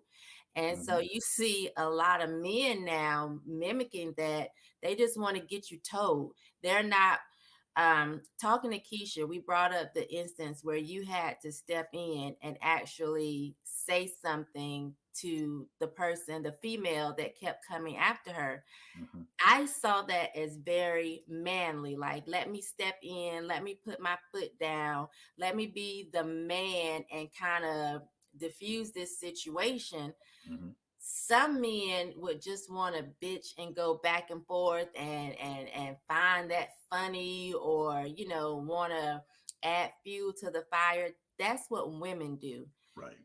and so a lot of I got a times, lot of flack for that. Well, I shouldn't say a lot. I got some flack for that. Just a little yeah, bit. Yeah. because people aren't used to men being men. You know what I'm saying? So of course they're gonna have something to say about it, because if you've never had a man to defend you, it looks strange. And it Mm, looks like it shouldn't even be that way. Well, that's because you're not used to it. And so I thought it was that's a good insight. absolutely great. And sometimes you need that masculine energy to come in there, because women, we can be petty, we can be catty, and you need that man to come in there and steer it in a different direction, or set the tone, or be the man and Mhm, say, shut the what up. you know, mhm, that is necessary at sometimes. So I think that's something that I see as effeminate. To me, men don't argue back and forth with women. They just don't mhm. go back and forth and try to Like be being on that catty. petty. Yeah, they don't do that. When I notice that a man is doing that, because we're emotional as women. Mhm, If you're going to be emotional and not going to bring any logic, then you're effeminate to me. Um, I notice a lot of men now. This is real petty, but it bothers me. Hugged up in pictures now. You know, always wanting to take a selfie and always wanting to be seen. And, men, they're hugged up in pictures and they're biting on their lip, looking into the camera like you're a man. What are you doing? I have never That is seen a that. red flag. I don't think I've ever seen. I'm not on Instagram I'm a lot. telling you, look at the pictures, Jeff. They are not like, I could have never seen my grandfather hugged up with his friends, like with, his arm around his friend, staring into the camera, like, yeah, that's effeminate to me, as like that's Wow. what women do, standing real close to each other, taking pictures, all on each other's ass. That is not like if you couldn't see your grandfather doing it, it's effeminate. Good rule of thumb. Yeah. So for me, that's everything. If my granddaddy wouldn't do it, it's effeminate. I love how you drag them on Twitter though, because I'll see them come after you, and then like you'll just lay them out. I'm like, damn, that was kind of harsh. But I'm like, I sometimes it's necessary. Yeah, because I say the only way to out bitch me is to be a bigger bitch. So you got a choice: either step away or show me how bitch you can be. Yeah. Well, and it's just, and I see, going back to the first thing you were talking about, I mean, because like even with Keisha as an example, I see people come for her, and I see guys, and there's, there are a few that might just say, I don't agree with what you're saying, or what you're saying sounds crazy. Okay, fine. But when they start getting into the personal attacks and going after women's looks, I'm like, dude, like, right. what color dress are you wearing? Like, that's Exactly. insane. So it's just, it boggles my mind. I mean, and I know that there's some guys who think that men shouldn't even debate women. I get that. I don't necessarily agree with it. I think if a woman wants to have a rational, logical debate, why the hell not? Whatever, Right. fine. I mean, and even in the situation that you're talking about, because I mean, I see people go after her all the time, and I don't say anything. But in that one instance, it was warranted because there was some other stuff going on, but it was also more than just a disagreement. Like, it was an attempt to actually come for her. And people don't know all the behind the scenes, and I'm not going to say all the behind the scenes, but I will say that she didn't put me up to it. I had to keep her from saying something. Right. And because she wanted to say some stuff, I'm like, nope, let me do it. I'll set it straight. And and it's funny because the people who did complain about it, I mean, they're complaining because I posted a thread and I responded to a few tweets, and I never talked about it again after that day. Like, this is the first time I'm actually really talking about it since that day, because I said what I needed to say, I laid it out, and then I just ignored the rest of it. Right. So I mean, to me, it was like, am I really living in an era where a man will get criticized for defending the woman he loves? Yes. I'm like, that's weird. That's so weird. Is weird. It is weird because we aren't used to it. Yeah. But then on the other side, they'll be like, oh, black men ain't shit, but men ain't shit, or whatever. I'm like, okay, you gotta pick one. Niggas and flies. That's what it is. Exactly. Didn't stand up. Yeah, so I thought it was perfect. You didn't come in being catty or being like a woman. You know what I mean? You didn't come in like, first of all, you know what I'm saying? Yeah, no neck rolls. Right.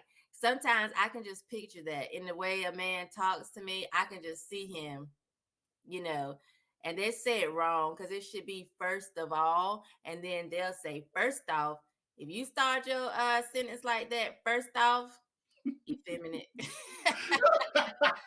You should do a thread or something, or like a video where you say, if you say this, then you might be effeminate.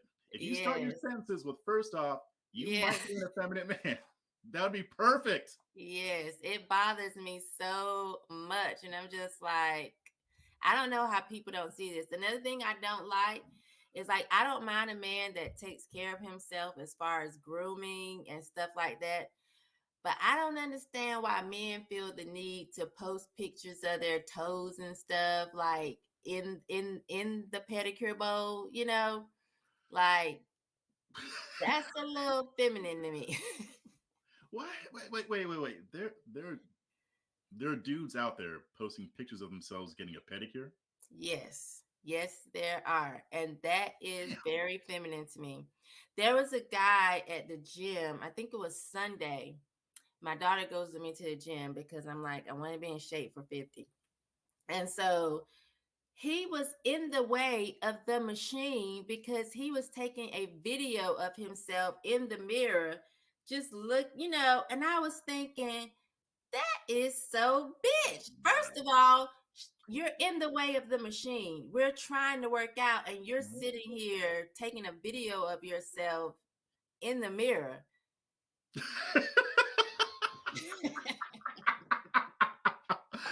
Man, maybe I need to get out more because I mean I've seen what you're talking about, but I'm like, I guess it's one thing if you're doing it and you're working out because you want to give workout tips or whatever. But what you just described, like I would look at it and be like, what are you doing? What is wrong with you? Stop that! Stop it! It was so weird. So I have a couple gay friends, and they'll see somebody that like a guy they like, and they'll be like, I wonder if he's gay, or I wonder if he, would swing this way. I'll say, what's his handle, or to go, what's the Instagram, and I'll go through the Instagram and tell them yes or no, because I'll be like, yep, go ahead, reach out. Oh, I love it. And I see one opening, I'm like, yeah, you got a shot there. Yeah, make sure your game is tight, but yeah, you might be able to get that one. Yes. Mm-hmm. Yeah, I think social media has just highlighted a lot that it was maybe all this way all the time, but it has really just made it very apparent, like, what in the world? It's crazy to me. Men don't even want to I don't know if you've seen this. Some men don't even want to like go out on their own. I see grown women, of course, at my age, they have grown sons that are, 27, 28, 29 years old, still living at home.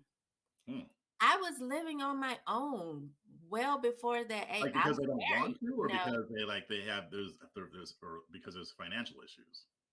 I think their moms, their moms, for one, have made them feel like the man of the house. So I do think they feel like they're the man of the house, but at the same time, they're still being the son, because most of the time the mama is still paying the bulk of the bills. They may pay a little light bill or something like that. They may tell the mama, oh, this man can't come over, but they aren't being actual men. They don't know what it is like to actually have a job and be responsible for the rent and the light bill and the water bill and the gas bill, And I'll hear women even say, that'll always be my baby. Well, he's not going to be a man for a woman because you're not teaching him the right things. Right. I don't know. I see a lot of young men that are just 30 and just, I'm really hopeful for like these 22, 23-year-olds. They're doing things a little bit different. But like some of these 30-year-olds, not so much. Yeah, I don't know. I hear you. All right, so here's a part that I've been dreading. So you said you had some questions that you wanted to ask? I do. So one of the things is, I know that you all are progressing in your relationship. And so do you have a specific date? Because I would like to go ahead and put this on my calendar. I'm assuming that I'm going to get an invitation. Of course. So what date are we looking at? Not a specific date yet. I'm working on getting out to Jacksonville first, and then we're still working through that process. Now, are y'all gonna be shacking up? What are we doing? We're going to Jacksonville. You're gonna live in your own spot. Yes. Yeah. No shacking up. We both don't agree with that. So yeah, no shacking up. Okay. And until it's we're married. But yeah. So we're working on a day. We're still trying to see. We're trying to see what date to shoot for. All that stuff. So yeah. To shoot for the Jacksonville or to shoot for the wedding? For the wedding. Yeah, I'm planning on getting out to, if I can work it this way, I plan to get out to Jacksonville late March, early April. So in that time range. Okay. Now, you know why this is so interesting to me? Because I feel like it wasn't too long ago maybe last year, Mhm. you just were so anti-marriage or anti-relationship. Like this was like absolutely Yeah, not. it's And crazy. so much so that when you started tweeting like you were in love, I was like, he lying. Because You it thought I was was trolling, didn't you? yeah, it was night and day. I do be trolling. Yeah. Yeah, it was. So how did you get to this place? So I know that you were previously married Yes. and you've been divorced for how long? Officially divorced since September wait, this is 2020 of 2020. Okay. Um, Okay, so I can kind of understand then the I'm not doing this again. the bitter Yeah. phase. Yeah. Yeah. Yeah, And- that makes sense now. yeah, and we were separated for about 3 years before everything was finalized. So, Okay. um, I was I won't go too much into detail about it, but it wasn't a good relationship. There was a lot of toxic elements, not just on her end, on my end too. I mean, I Mhm. became an expert on what not to do Okay. in a marriage. So, but yeah, I mean, but it was both of us, and it was just coming out of that. I just, I'll just be honest. I felt a little beat down. I felt like, it was just so not good that I didn't want to ever risk going through something like that again.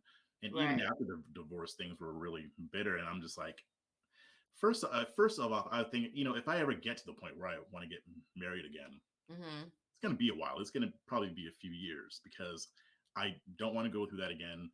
And when you go through a divorce, and you'll understand what I'm talking about because you've been through it too, but you go through a period of finding yourself again, of Mhm. finding discovering who you are outside of that relationship. Right. And a lot of men get so caught up in their role as a husband and father and a worker that they kind of lose themselves, and that's something that I shouldn't have allowed to happen to me, but it did. Mhm. So afterwards, I'm like, I'm starting to discover more stuff about myself and starting to get more into. It was shortly after that I started doing content full time. Um, Okay. it's when I discovered that it's when here's the thing. I always knew that this was my purpose. I always knew that this is what God wanted me to do, Mhm. but I didn't listen because I know better than God, and I was afraid to go get out of corporate America and do what I'm called to do. Right. Even though it's a lot more lucrative now than when I was working a day job, but I ended up doing that. You kind of come into your own. But even with that, I was like, things are going well. I was happy, but I just wasn't too keen on the idea of getting married again because I just I didn't want to risk that happening. And I don't know. I was just very bitter about the whole thing. I thought, this might be good for other people, or even if I do get married again, I want it to be good. Um, Is and this your then kid's mom? I'm sorry. Was this you were married to your children's mother? Yes, yeah, Okay. yeah. Married about 14 years. Oh, okay. Yeah, and and it was just kind of continuing in that vein. I mean, and so I was okay with that because I figured if I do decide to get married again, then I'll make sure I do it right. But probably not. I just kept going back and forth, and a lot of it was joking. Like I wasn't Right. quite as bitter as I made out, but I like to be funny. But at the same time, it was just like it was really like a dark night of the soul, like really wrestling with that idea because part of me knew that I wanted to get married again, but Okay. I just I was so turned off to the idea of it. Then in May, I'm watching this YouTube channel called Politically Provoked, Mhm. and I see this beautiful black woman on there debating somebody, Mhm. and I'm watching it, and I was like, it wasn't just the way she looked, but it was the way that she handled herself in that debate. I Mhm. was like, she seems kind of cool. And so, I end up retweeting the video and I tagged her in it. And we Mhm. started talking through DMs, but even then we were still just friends. Right. Um, and we remained that way for a while. Like a lot of people, when I first started letting some of this stuff out, I think some were under the impression that I had just met her. And Mhm. they're like, why are you like saying all this stuff, when you don't really know the person? Why are you simping and blah, blah, blah, blah. I'm like, Okay, and that part of that I recognize was my fault because I didn't say anything because I'm a private person, and Right. this is probably the most I've ever shared about this ever. Um, but so it kind of progressed from there, and we started realizing that we had a lot in common, but not just that we had a lot in common, we had like the deep foundational stuff in common. Right. And we even our visions were aligned because Hmm. she's in the same world that you and I are in. Right. And our roles aren't the exact same, but we both have visions that complement one another. And it just kind of got to the point to where we started admitting to having feelings for each other, and it kind of progressed from there. And you know, and it's funny because I used to always mock what I'm about to say, but it was 6 months after I met her that I realized that she's the one. Right. And but I used to always make fun of people when they say, "Oh, a man knows within 6 months." And I'm like, maybe some, but I think for most it probably take like a year and a half or so. And then it was funny because when we were actually talking, when we essentially became a couple, because we technically became a couple before we even met in person. Hmm. Oh, Um, wow. yeah, it was weird. It was weird, but I know it's not that weird. I guess a lot of people do that, but usually it's because they met on like dating sites and stuff like that. Hmm. But it was funny because when we got to that point, and it was funny because we both did this, and we both did this on the exact same day at the exact same time. We both looked in our phones to go back to where we first met to see how long it had been. Hmm. It had been 6 months. Wow. And Yeah, like so, I would be nervous about that. Like, what if y'all would have met and you had hips? You I had know, what?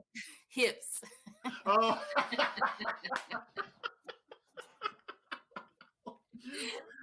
I think she's seen enough of me on video to know that I didn't.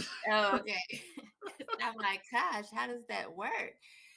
When you talk about losing yourself, you never really hear men talk about that. You hear women talk a lot about losing themselves. So how do you feel like as a man that you actually lost yourself? Like, can you talk a little bit more about that? Because I feel like I talk to a lot of men who are unhappily married, but they stay in it because they've made these vows or they have children, and they feel like if they didn't, they would just be looked at like they ain't shit. You know what I'm saying?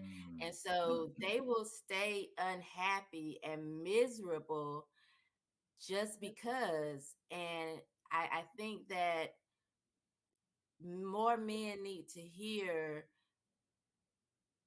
men tell their truth. You know what I mean? Because I feel like more men feel that way than are willing to actually speak out. It goes back to how women are just allowed to just kind of say how Right. we feel and what we will deal with and what we won't deal with. And a man is expected to deal with whatever and Yeah. just push through no matter what. And so, how did you feel like you had lost yourself? Yeah, I mean, and even what you described, I mean, if a man's staying in a marriage because he's unhappy, and well, not just unhappy, but miserable, Right. then you've lost yourself. I mean, you've Right. lost yourself. I mean, and men go through that too. It looks different for men than it does for women, but I think a lot of men don't talk about it because they might be afraid of being labeled as effeminate because we're talking about our feelings, and because there's that balance, right? I mean, I think people will say, "Oh, men should be able to express their feelings," and then when they Mhm. do, "Oh, you're a bitch, you're Yeah. effeminate." But there's We a just don't difference. want you crying on camera to Exactly. Yeah. right. Yeah. There's a difference between expressing things that you felt Right. and acting like a woman. Right. So I think that, but I think people have trouble finding that balance. But with me, I just felt like everything I was just caught up in the roles that I played, not who I really am as a person. Mhm. So role as a husband, that's a role. That's a part that I play. Mhm. Father, same thing. And there's nothing wrong with those roles. So those are roles that are supposed to be had. But I didn't really have anything going on outside of that other than work. So Right. it was work, husband, father. And I didn't really explore anything outside of that. Mhm. But before I was married, I'd go out and do stuff. I had hobbies. I used to be in a band. I used to play music. And I didn't do a whole lot of that when I was married. I did a little bit with church for a while, but it just took up too much time. Right.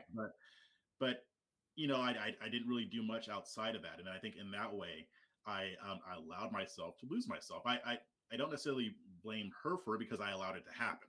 Mm-hmm. So when I realized that, I was like, okay, never letting that happen again. Because when the separation happened, then I started exploring other stuff, and I was like, I should have been doing this before. Not in a way that would have taken me, or not allowed me to perform what I was supposed to be doing, but Right. just so that I can also have a sense of identity outside of that as well. Right. So I think that's kind of that's what happened with me. And I don't know. It's just I didn't like when you're in it, you don't realize that it's happening. Mm-hmm. So I think I don't know how it is for women, but that for me, that's how it was. Yeah, I know I definitely felt like I lost myself, but I knew it was happening. Like I Mm, knew that I had. And it was almost like drowning, and you're just you're trying to really keep your head above water, yeah, and you know, um and I think it's just so much that plays into that a lot of times, like, just the pressure from people watching or people on the outside, and you have this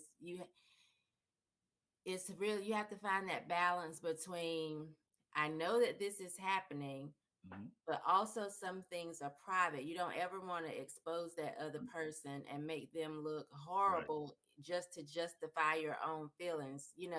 Even though sometimes people want you to, there's yep, that, well, why? Y'all look so happy. Everything seems so great. This is, and you got to find that, you know, hmm, yeah. Well, without especially for saying, men. I mean, because I mean, for me, like I didn't really talk about this stuff because right, I tend to be a private person anyway, but I don't like to, I don't like to talk about the deep stuff unless it's somebody who's really close to me and knows me.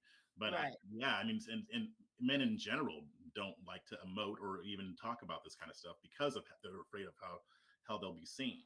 right. But that Yeah, just adds to it. That makes it worse. exactly, for sure. And so do you feel like you might want to hit stop on this because No, keep going. yeah, do I you can edit feel it out. like, so Keisha and I talked about waiting to exhale. Yeah. And we were talking about the characters in there, and she talked about Savannah, Whitney Houston. I think that was Savannah, and how she really wanted a man, but she also felt this pressure to be this big, successful career woman. And I brought up Bernadine and how she made it seem as if her husband was like this anal asshole. But when she goes, 700 something, she talks about the times that they had sex, and she was like, imagine how I felt when I found out you were counting. I actually, as a young person watching it, never dawned on me. Older, I saw that and I went to my calculator, like 11 years, 700, and I was like, Mm. oh my God, you were only having sex with this man every few months. And Wow. Okay. I'm like, we don't talk about that as much, but I have a lot of men that talk to me like women don't want to have sex in a marriage, and use it as a form of control a lot of times. So like Mm. if he doesn't do exactly what you want him to do, then you just pull away, not realizing that sometimes that creates more stress in the relationship. Right. And Because because it's manipulation. right, exactly. And that's another thing that I feel like we don't talk about as much in relationships, because then you'll tell a man, oh, he's a pig, or that's all he wants. So his mind is always there. And we don't really get on women as much for even being manipulative. Nobody really points out that's manipulation, and that is wrong. Mm. And to me, it opens so many other doors for things to just go wrong in the relationship. Nobody wants to feel manipulated, just as Right. women don't want to, men don't want to, but we do it so much. and we don't address it, I think, the way that we should address it. That's just Yeah, I mean, it comes down to communication. I mean, if a man's in this situation, how are they communicating about it? I mean, because if she was manipulating, then you can't communicate. I mean, manipulation is not communication. So if right, she's just calling him a pig or whatever, or saying that he's not respecting her feelings because she has a headache or whatever, then right, that's not communication. And I think that that is what's missing from a lot of couples. When they don't know how to communicate, they manipulate. right. And men and women do it too, not just women. Mhm. But I think that that's so crucial. And it's sad because they end up going, maybe if they get lucky, they would go to counseling, and then they realize, I had no idea I was doing this. I had no idea how this was affecting you. And then maybe they can figure out some tools to be able to communicate better. But really, I think that a lot of that is what it comes down to. Because if she doesn't feel like having sex all the time, they can have a conversation about it and see, okay, what can we do together to solve this Right, problem? right. And I think that a lot of couples can't do that. I mean, that wasn't a thing in my previous marriage. It didn't go that You way. hear that, Keisha? He said that ain't a thing, girl. He gonna make sure you give it up now. Well, but I mean, it applies to everything, right? I mean, Right, again, one of the reasons why I love her so much and why I want to be with her is because we do communicate well together. And like yes, like if we have a little conflict or we butt heads a little bit, I'm very adamant about nope, nope, nope, nope, nope, nope. We're going to talk about this and we're going to solve this problem together. It's not a me problem. It's not a you problem. It's an us problem. So let's figure out how to make this, how to navigate this together. I can't do it without you. You can't do it without me. We're doing this right, together. And I can't say we haven't had any fights, but we've had disagreements, and right. we've had areas where we conflict, but we've had conversations about it, and not just conversations complaining about the problem, but Mhm. also talking about, okay, so what do I need to do to make this to fix this? What do you need to do to fix this? What do we need to do together to clear up this issue? Right. And when I realized that I can go through that process with her, and then we come to a conclusion, a win-win solution, Mhm. I'm like, I gotta wife this girl because Right. it's so foreign to me because I'm not gonna say never happened, but it was rare. Right. So just having it, and it was just it wasn't easy, but it was much easier than I'm used to. And same on Right. her end too. And at the end of it, we felt a lot more closer. And because our relationship is long distance, all we have are our conversations. Right. So we have to talk these things out. And when I realized that we can and that we can solve these problems together, Yeah. I think that's where the masculinity comes in as well. Like, you have to be able to understand that a woman can be very emotional at times, but you have the ability to bring her to that logical space when you meet her with logic, in a loving way, and you're not trying to go toe to toe with her and be as emotional as she is and as petty right, as she is. You can actually bring that woman to a point where y'all can have that conversation that leads to a solution, opposed to not speaking for 3 or 4 days because, right, you know what I mean? Like, and I think masculinity plays a part in that when you are just willing to stand on. So, like the Bible says, the woman is the weaker vessel. I don't even think that's just in physicality. I think sometimes that's also like an emotional place. Like, you got to mm, help a woman navigate those feelings and get to that place. And I think masculine men have the ability to do that, opposed to being real feminine and having that tit for tat going back and forth. And everybody doesn't have that. They can't communicate like that. well, what's interesting about it, Shamika, is that like when I'm kind of leading us through that process, I'm not even aware that I'm doing it as much. I'm not I am doing it deliberately, but I'm not like, how do I explain this? It's because what you said about bringing the logic to the situation. After we were the first time it happened, after we figured everything out, she said exactly what you just said. Like, you brought the logic to the situation, and then we were able to dig into it. And it's interesting because something that I've always told her is that her femininity brings out my masculinity. Right. I've always had it. I mean, I've always been male. I've always been masculine. But Right. there's something about her femininity that makes me want to be even more masculine, more of a man. Right. Because it's like a cycle. Because that also causes her to want to be more feminine. And when you're feeding that stuff the right way, then I think both can exercise their roles more effectively, and they want to do it. Right. So she's like, she'll like give me the credit, but I'm like, no, because if you weren't the way you were, I probably wouldn't be doing this as much, or if I did, it would be more of a struggle. And it Right. Because wasn't. you would hit Yeah. a brick wall if she didn't Yes. have the ability to be soft and to be led. Right. Yeah. Mm-hmm. Yeah, and it's just her willingness to be led. I'm like, what is this? Like, what is this? And I'm like, Right. I hope I do this right. but but it just, and I think that's because we've both had our experiences in the past with the predecessors, Mm-hmm. that when we do this together, it's refreshing. Right. And like I said, at the end, we feel like so much closer.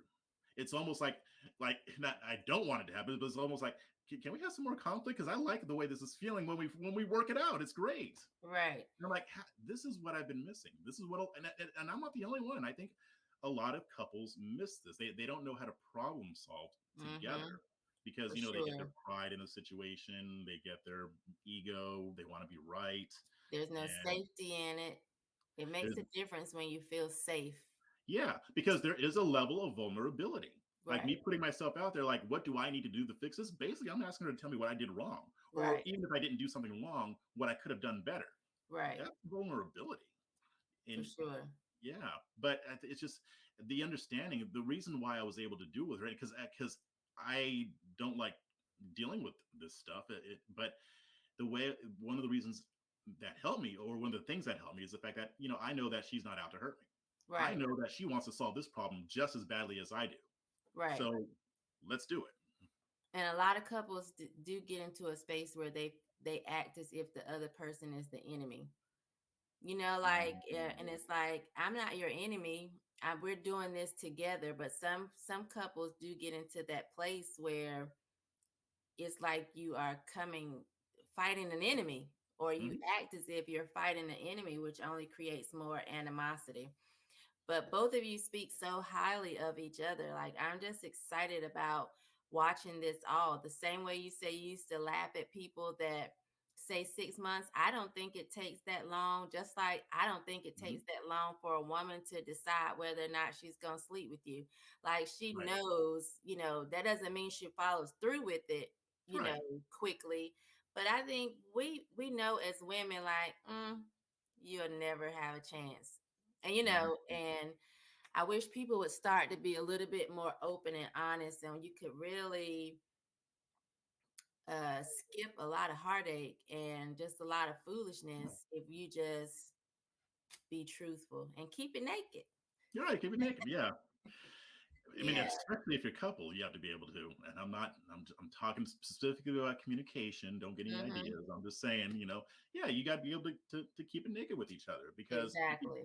if you can't, then how do you possibly expect for this to work? Because if you're not doing it intentionally, you're going to end up being naked in front of her unintentionally too. So Right. you might as well take control and do it the right way. Mm-hmm. Your It's issues are going to so come much out. easier. Yes, so Mhm. much easier. And I'm always baffled because you see so many people that can be naked, like with no clothes on, but Mhm. then can't have a verbal they can't Mm. communicate, be that type of naked. And it's like, I'm scared to talk to them about that. What? They done seen your whole vagina. How are you? I don't understand. But it happens so much. So yeah, I just wanted to get into your head a little bit, and I enjoyed talking to her about you. And I'm like, yeah, I want to talk to you about her. It was Yeah. actually fun. This is my first time, talking about, because we are very private. Like we don't want to share too much because we want to guard our relationship. For But, sure. but this was fine because I think this is what we talked about is common among everybody, really. Right. Yes, for sure. We turned ours off. Like I told you, we had a good Mhm. old hour conversation after the podcast, but that's us being girls. Right. Yes. But this is great. I'm looking forward to it. We got to do We're this on the again. same panel next weekend. Yeah, for CPAC. Yes, we are. Yeah. So I'm gonna hopefully I'll get to meet her. Yeah, she'll be there too. Yeah. So I'm looking forward to that. And you'll actually speak to me this time because you didn't speak last year. See, because I was about to do a thing and you were talking Mhm. about somebody else, and yeah, Mhm. I wanted to though. But before we sign up, why don't you tell everybody where they can find you and what you got going on?